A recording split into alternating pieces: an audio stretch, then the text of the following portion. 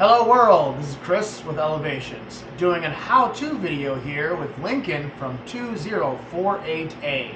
We've seen a lot of teams and coaches talk about issues they're having with the choo-choo mechanism, and Lincoln here is a great builder and has learned a lot over the last couple of years, and he's going to explain one of the things that he does to really make his choo-choo better, and a lot of kind of tips and tricks to get a lot more reliability and different stroke sizes. So without further ado, take it away, Lincoln.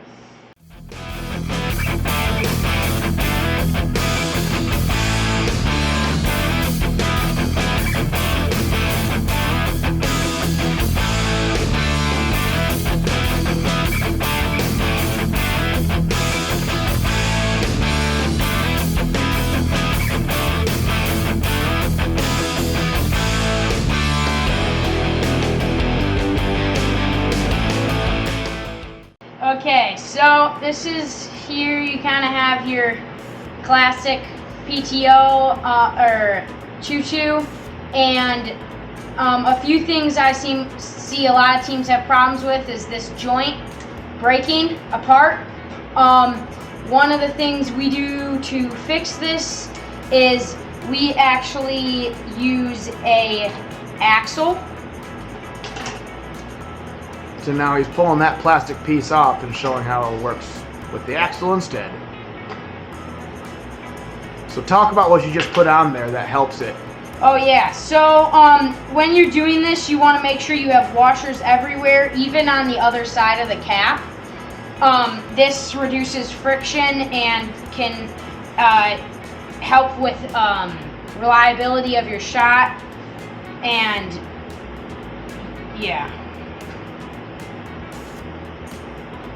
Cool.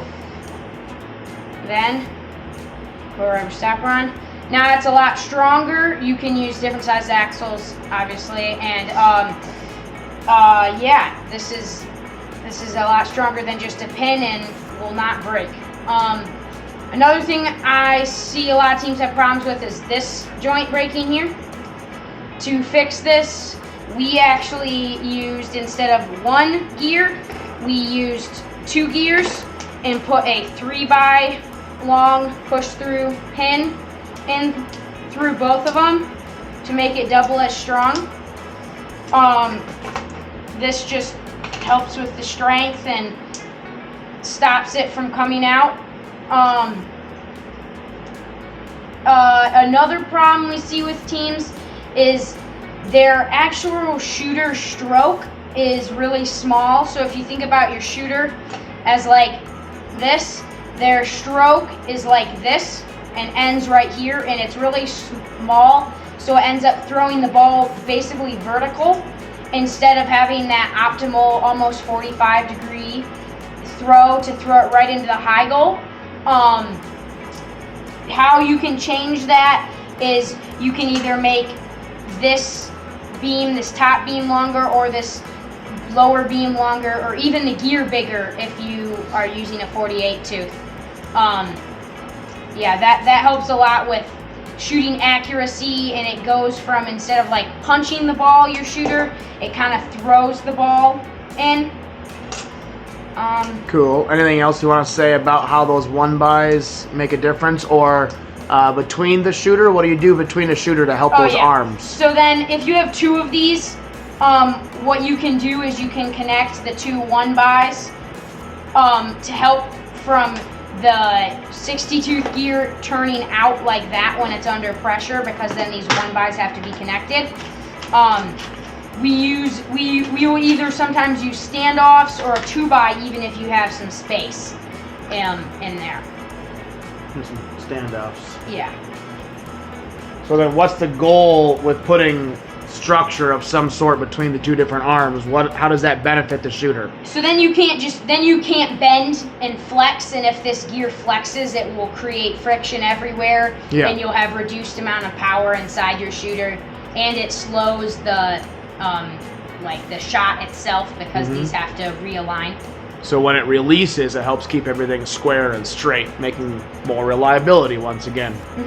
Cool. Yeah.